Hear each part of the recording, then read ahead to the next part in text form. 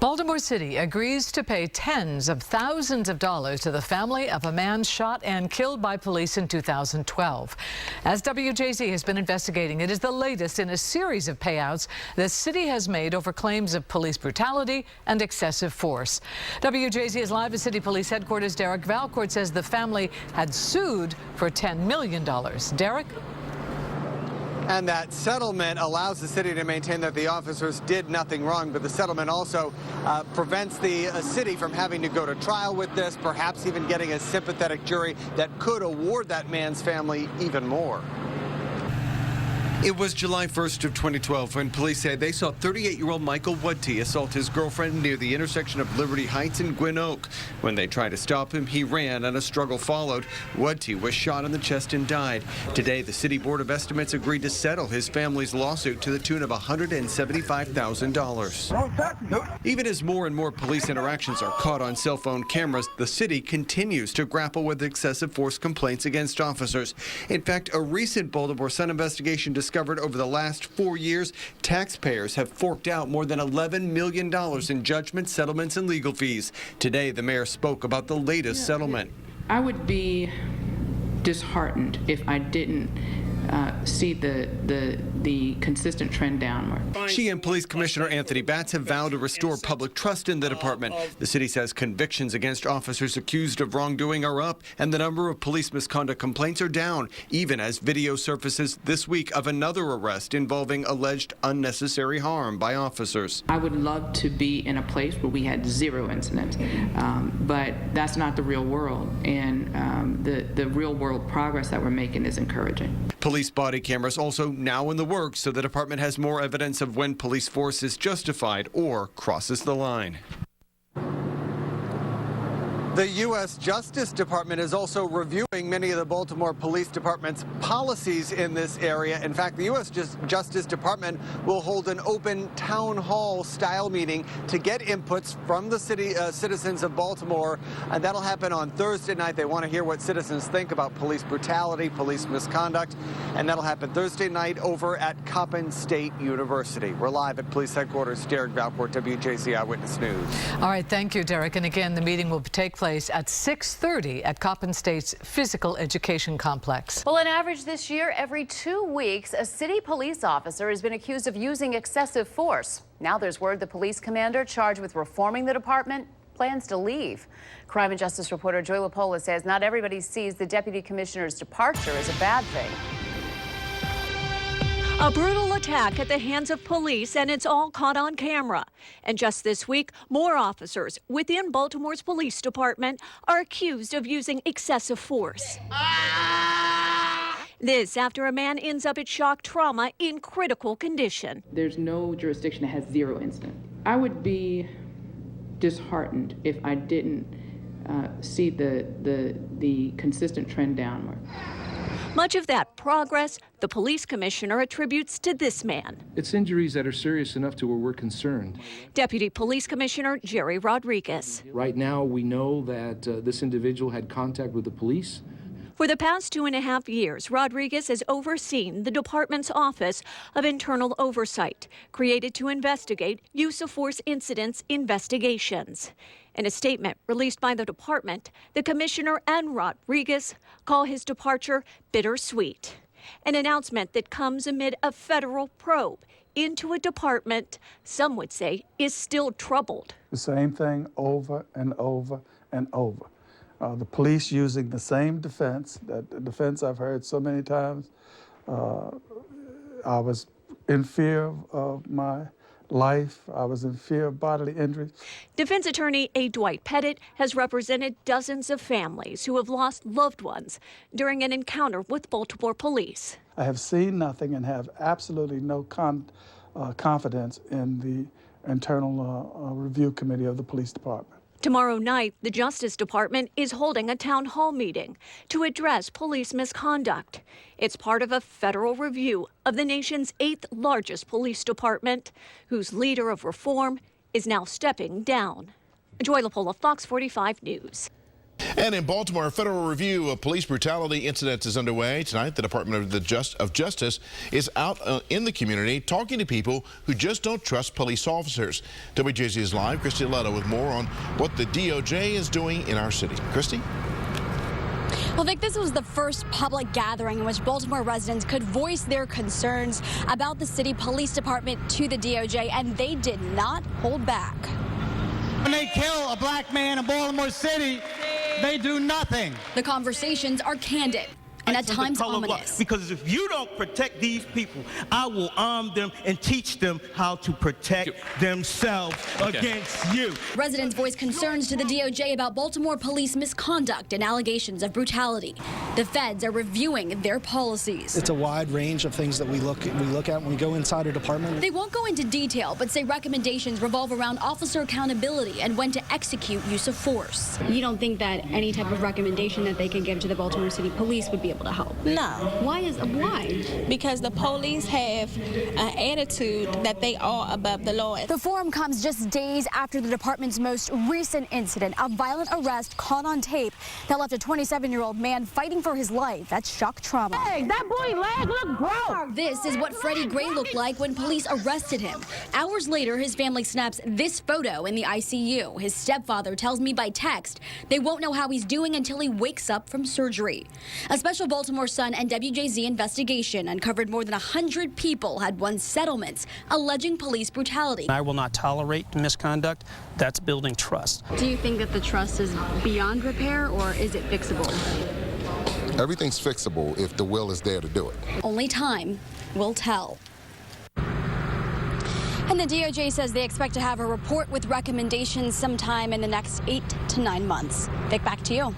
Thank you. In a statement, the mayor says she welcomes the DOJ's assessment and that she is determined not to let a small handful of bad actors tarnish the reputation of officers who put their lives in danger.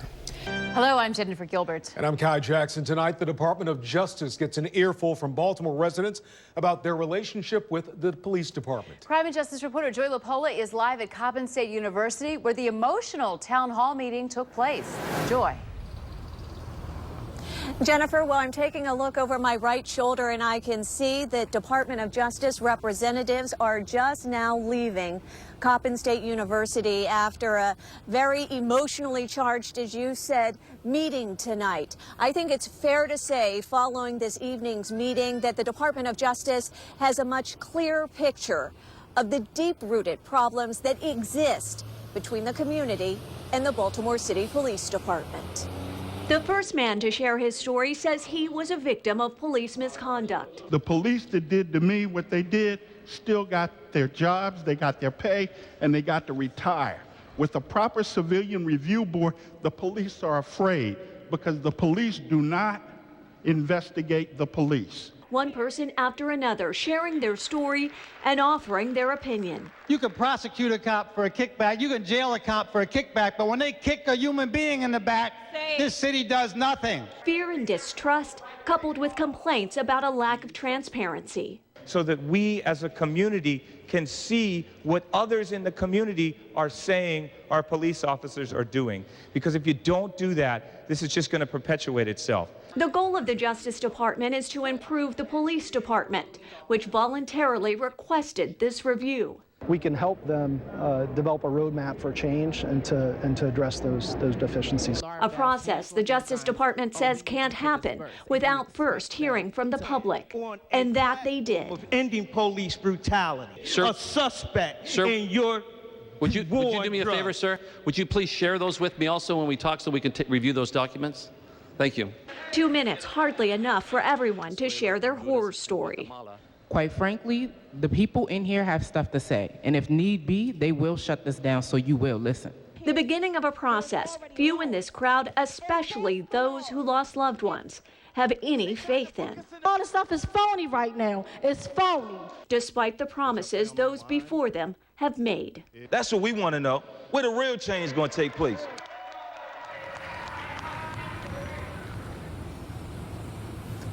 Now, the Department of Justice plans to take the information they gathered today and apply that to the policies and procedures they end up implementing here as a result of this review process. And it is important to point out that Baltimore City Police is just one of 8 law enforcement agencies in the nation right now under review. Reporting live outside Coppin State University, Joy LaPolla, Fox 45 News. It's 11 o'clock with Kelly Swoop. I'm Jamie Costello. Allegations of broken bones and battered faces at the hands of the Baltimore City Police Department. Now, the city police are already investigating 9 cases of excessive force this year. And the U.S. Department of Justice is reviewing the city force, and tonight they turned to the public because they wanted to hear their side. ABC 2 News' Catherine Harley was at that public meeting. Jamie and Kelly, the Department of Justice started their comprehensive review of the City Police Department back in January. They're looking internally at hiring and training practices, doing ride-alongs, investigating how brutality complaints are handled, and examining officers' relationships with the public. The goal is to find out where the department falls short and where it can get better, focusing a lot on accountability and transparency. Federal officials have already met behind closed doors with some community members, but tonight everyone was welcome to come out and share their ideas and concerns about the BPD. It's clear people who live in the city are fed up. Bad things happen when trust breaks down, and that's where we are. Hundreds gathered at Coppin State University tonight to sound off about problems that exist within the Baltimore City Police Department. One by one, they took the mic and voiced anger, frustration, and clear mistrust in the officers who are sworn to serve and protect them. We don't want nothing but justice. We want you to lock these officers up for what they're doing. You know what I mean? I'm tired, man. We are tired. So you can indict a cop for a kickback. You can prosecute a cop for a kickback. You can jail a cop for a kickback. But when they kick a human being in the back, this city does nothing. When they kill a black man in Baltimore City, they do nothing. As a young black woman, do I trust the police in my community? No. When I get pulled over, when there's a cop riding behind me, there's a sense of fear. Just over the last year, numerous allegations of police brutality have been caught on tape. In June, this man was repeatedly punched by officers at a city bus stop. Cell phone video in September captured another man being tased and hit by police batons after getting into a fight outside of a club. And just this weekend, the latest case sent this man to the hospital with serious spinal injuries. People in the room want change. There are officers on the street with 30, 40, 50 complaints who are making arrests tonight. And when those cases go to court, the attorneys are not allowed access to those files because they're treated like classified personnel records. Proper civilian review board, the police are afraid because the police do not investigate the police. All issues the Department of Justice says it plans to address. Now, the review process usually takes about 9 months. The DOJ will issue a report outlining what they see as deficiencies within the department and come up with plans to fix those issues. But it doesn't end there. Federal officials will check back in twice over the next 18 months to make sure their recommendations are actually being followed. BPD is one of 8 departments across the country currently working with the DOJ. Reporting in the newsroom, Catherine Hawley, ABC 2 News. Is misconduct within the Baltimore City Police out of control? That's what the feds are in town to review. The Justice Department meets with community members as part of a comprehensive analysis of city police, and they got an earful. WJZ is live at City Police Headquarters. Megan McCorkle has more on the changes that could be implemented. Megan? Well, Denise, both the mayor and police commissioner requested that federal review after a string of brutality cases. On the streets. Here in this neighborhood, we already guilty before they get out their cars. And in a meeting with the feds. When they kick a human being in the back, this city does nothing. Distrust in the Baltimore City Police runs deep. A Baltimore Sun investigation found since 2011, more than $6 million has been paid out in more than 100 lawsuits alleging police brutality. The latest case under review, the Sunday arrest of a West Baltimore man who's now in critical condition. I hope justice happens. I hope, they be held accountable for what they did. Police accountability, one of the things being looked at by Justice Department officials that are now conducting a review of city police. I fought so hard to get them here because they've been successful in other cities, and I want to see that happen in Baltimore. The DOJ has previously reviewed officers in Las Vegas after a string of police shootings in 2011. Today, Today, shootings are down after most federal recommendations were implemented.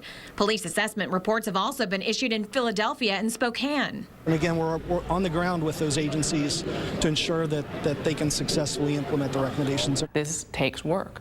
The problems that we have in Baltimore, the pain, didn't build up overnight. We're fighting against a lot of history. And city leaders say they are dedicated to healing some of those wounds.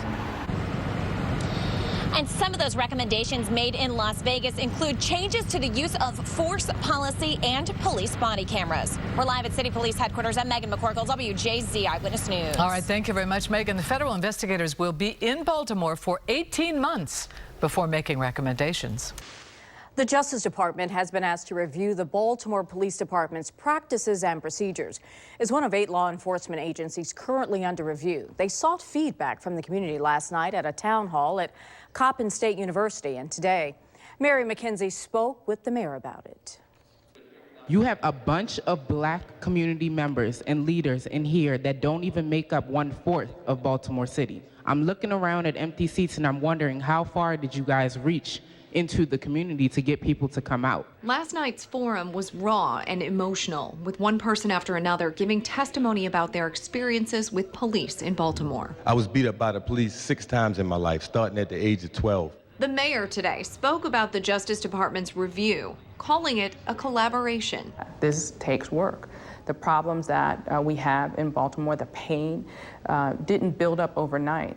We're fighting against a lot of history, and I'm committed to doing the hard work in partnership with the DOJ and in partnership with our communities to help heal our city. If last night is any indication, that healing could be hard-won. It's clear that their policy and procedure is to not investigate the murders that are going on here in Baltimore City. There's a man in the hospital right now who had 4 vertebrae broken. Hopefully he recovers and gets to tell us exactly what those police did to him. With a lot of people last night asking about this most recent incident Sunday near Gilmore Homes, we took the opportunity to ask the mayor when that video of the incident might be released. I don't want to jeopardize the investigation and put us in a worse position to try to say, okay, we put it out there, right? You put it out there, you put some information out there. Officers, unfortunately gives them an opportunity to sync their testimony as we're still collecting evidence with the information that's out there. That's not helpful. The DOJ preliminary review is expected in a couple of months, but a final report with suggestions of reform may take much longer. Mary McKenzie, Fox 45 News.